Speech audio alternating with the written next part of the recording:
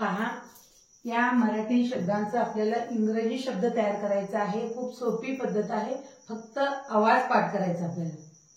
पहा इथं कंपॅरिझन, क चा आवाज आहे सी, क झाल्यानंतर अ चा आवाज आहे ओ, अनुस्वाराचा आवाज आहे एम, प चा आवाज पी, प वर अर्धचंद्र आहे म्हणजे याचा आवाज आहे ए, र चा आवाज आय, पहिली वेलांटी म्हणजे ई चा आवाज आहे आय, झ चा आवाज एस, झ चा आवाज एस पण असतो, झ चा आवाज झेड पण असतो।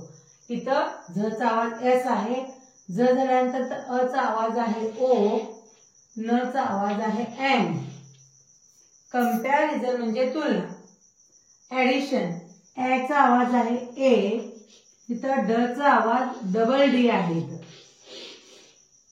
डी पहिली वेलांटी म्हणजे ई चा आवाज इथं आय आहे, जास्तीत पहिली वेलांटी ई चा आवाज आय असतो आणि या शब्दाला शन जोडून आलेला आहे।